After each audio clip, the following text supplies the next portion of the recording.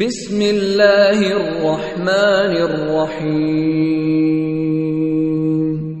شروع کوم پنوم د الله چې بخون کې مهربان دی. اذا السماء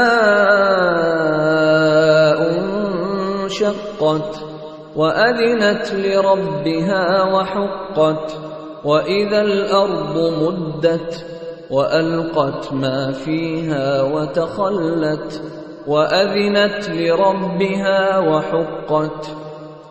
کله چې اسمان اوشليږي او د خپل رب حکم اومني او داغه د پاره حق هم داده چې د خپل رب حکم اومني او کله چې زمکا فرق کړي شي او سچ پکې دن دی هغه بهر ته راوغورځوي او خالی شي او د خپل رب حکم اومني او داغه د پاره حق هم داده چې هغه د خپل رب حکم اومني. يا ايها الانسان انك كادح الى ربك كدحا فملاقيه.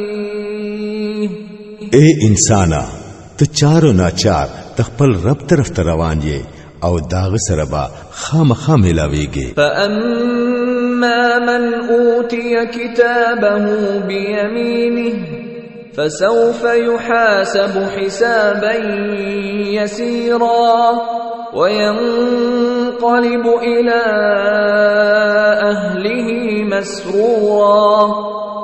بیا چې د چا عملنامه هغه لا په خیلاس کې ورکړې شو نو داغه سره به آسان حساب وشي او هغه به خپل خلکو ته خوشاله واپس شي. وأما من أوتي كتابه وراء ظهره فسوف يدعو ثبورا ويصلى سعيرا إنه كان في أهله مسرورا إنه ظن أن لن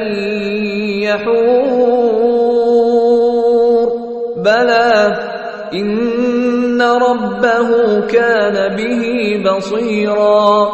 او چاله چې خپل عملنامه داغه د شاغاړي نه ورکړي شي نو هغه به مرګ ته आवाजونه کوي او د غرغندو په ور کې به پریوزي. هغه به خپل کور والو کې خوشاله وو. داغه دا خیال وو چې واپس کېدل هیڅ کله نشته. واپس کېدل څنګه نه وو.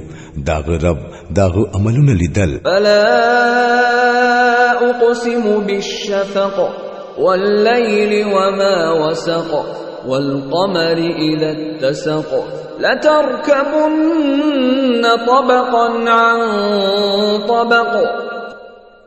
نا زه قسم خورم د ماخام په سرخی باندې او پشپ باندې او په هغه څه چې دا شپې راجم کوي او پس پونګ مې باندې کله چې هغه پوره کامل شي چې تاسو به ضرور د یو حالت نه بل حالت ته درجه په درجه ور اوړئ. فما لهم لا يؤمنون. آیت سجدہ. وإذا قرئ عليهم القرآن لا يسجدون. نو په دې خلکو باندې څه شوي دي چې دوی ایمان نه راوړي او کله چې ورته قرآن مخ ته لوستل کیږي نو سجده نه کوي. بل الذين كفروا يكذبون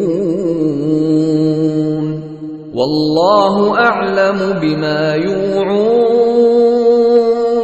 بلکې دا انکار کوونکی خو الټه دروغ غني حالکه سچ دوی په خپل عملنامه کې جمع کوي.